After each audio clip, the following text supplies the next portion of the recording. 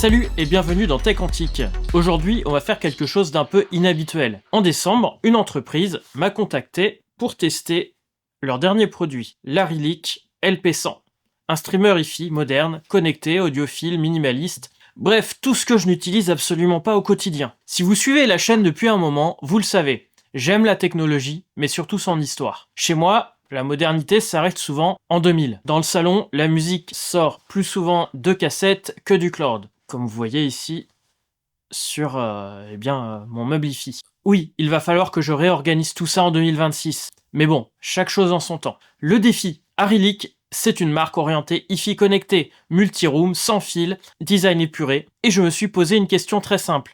Est-ce qu'un streamer hi-fi moderne peut avoir une place dans un univers totalement vintage? Spoiler, je n'étais pas forcément convaincu au départ. C'est quoi exactement ce truc? L'Arilic LP100, c'est ce qu'on appelle un music streamer. En réalité, c'est un préamplificateur central, une sorte de tour de contrôle audio, avec une entrée ligne, donc si je veux brancher cassette, CD, lecteur de bande, une entrée phono avec préampli RIA intégré, une entrée optique, une entrée coaxiale numérique, du HDMI ARC pour le son de la télé, du Bluetooth multicodec, de l'Ethernet avec AirPlay, Google Cast, Spotify Connect, Tidal Connect et un protocole maison Arilic pour le multiroom. Sur le papier, c'est extrêmement complet. Dans la vraie vie, on va voir. Le design, minimaliste ou A16. Le boîtier est très sobre, très beau, très silencieux. 3 boutons tactiles et un bouton rotactif. Et c'est tout. À ce moment-là, je me dis, soit c'est très bien pensé, soit je vais souffrir. Au premier allumage, on joue au Konami Code de l'hi-fi. Je branche un Walkman, donc le We Are Rewind, sur l'entrée ligne, et là, 5 minutes à appuyer sur tous les boutons disponibles.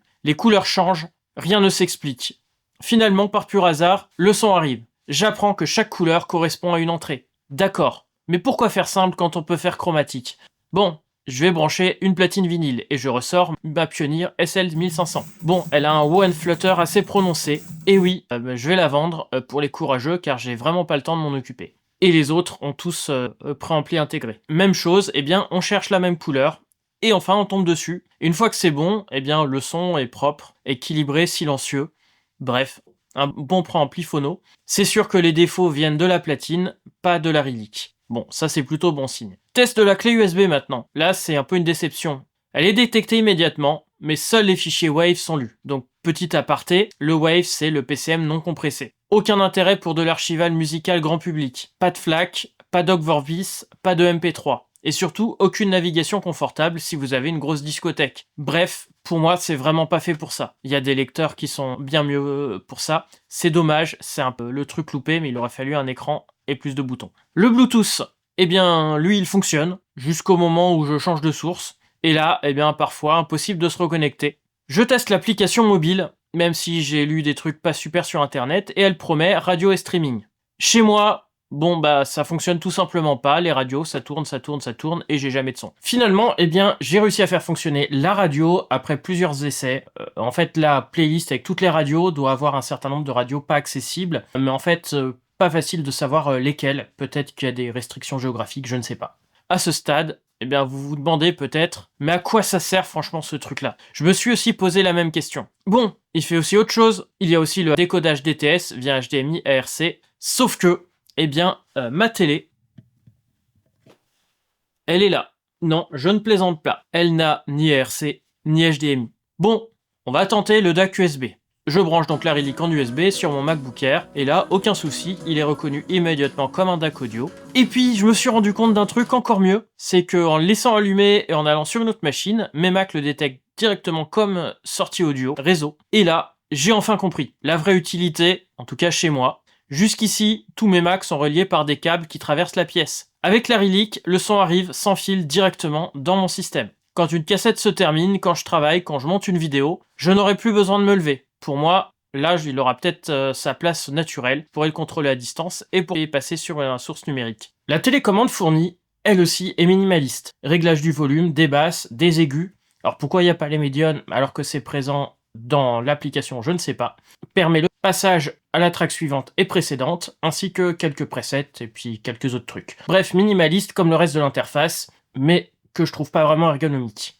Il y a même la possibilité de diminuer la puissance de la LED ou de l'éteindre. Je reconnais que je suis pas sûr que je comprenne bien l'intérêt. Si en fait j'utilise pas ce truc-là, en fait je l'éteins complètement, donc la LED s'éteint. Pas besoin d'éteindre juste la LED. Après, il est normalement capable d'allumer et de mettre en veille des amplis modernes que je n'ai pas. Donc ce truc-là, peut-être qu'il est prévu pour rester allumé 24 heures sur 24, même si j'ai du mal avec les trucs qui restent allumés 24 heures sur 24. À quoi ça sert vraiment? Puisque, attention, la Relic LP100 ne sort pas directement vers des enceintes passives. Je peux pas lui brancher mes simples haut-parleurs comme ça. Il lui faut des enceintes actives, ou un ampli externe, ou une sortie casque, ou eh bien par le Bluetooth avec casque et enceinte. En réalité, c'est un excellent moyen de moderniser un ampli vintage, pour piloter une paire d'enceintes actives de qualité, ou injecter du streaming dans une chaîne analogique. Même un boombox vintage pourrait y gagner, mais même si, soyons honnêtes, à 479 €, ça pique quand même pour faire ce genre de choses. Après, j'ai pas testé le multiroom. Je n'ai pas d'autres accessoires à Relic, ni d'Apple TV, ni de Google Chromecast. Mais à l'avenir, ce serait aussi quelque chose à tester si je pouvais balancer ma musique dans toute la maison. Avec ça, l'entrée ligne servirait donc à récupérer la sortie ligne de mon ampli principal ici, et je pourrais avoir la même musique dans plusieurs pièces. Ma petite conclusion, après une petite semaine, eh bien, est-ce que c'est approuvé tes quantiques? En fait, si on me l'avait pas prêté, je l'aurais jamais acheté à ce prix-là. À choisir, je ferais réparer ma platine cassette Nakamichi. Mais malgré une ergonomie trop minimaliste, malgré l'absence de vrais boutons, malgré l'absence totale de vue-mètre, oui, pour moi c'est un crime. La Relic LP100 reste un streamer hi-fi bien conçu, techniquement solide, et finalement, eh bien je lui ai trouvé une utilité. Bon, alors c'est pour qui finalement? Ça pourrait être pour quelqu'un comme moi, un outil pour faire le lien entre les platines et les machins modernes et les plus anciens. Ou quelqu'un qui voudrait un petit truc minimaliste pour contrôler quelques accessoires audiophiles haute fidélité, connectés sur, pareil, un ampli ancien ou une bonne paire d'enceintes actives. Bon, ne vous moquez pas de mes Genius que vous avez vus en début de vidéo, je n'ai jamais dit que c'était des enceintes haute fidélité. Elles font le taf pour ce que c'est, mais à 40 €, c'est pas forcément le genre d'enceintes qui sont prévues pour être montées sur ce genre de truc hi-fi.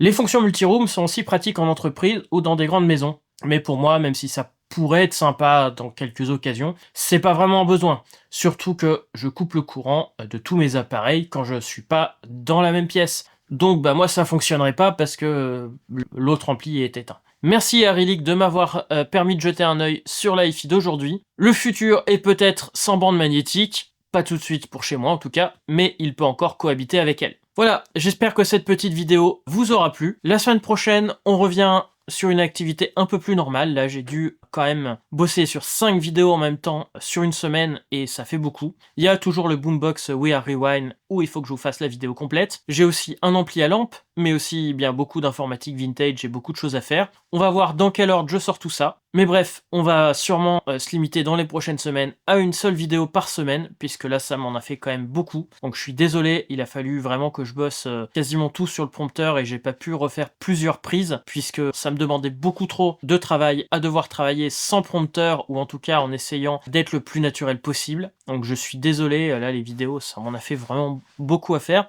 J'espère que ça vous aura plu quand même. Et sur ce, eh bien, soyez authentiques, soyez vous-même, amusez-vous bien avec les vieilles technologies, et à très bientôt pour une nouvelle vidéo.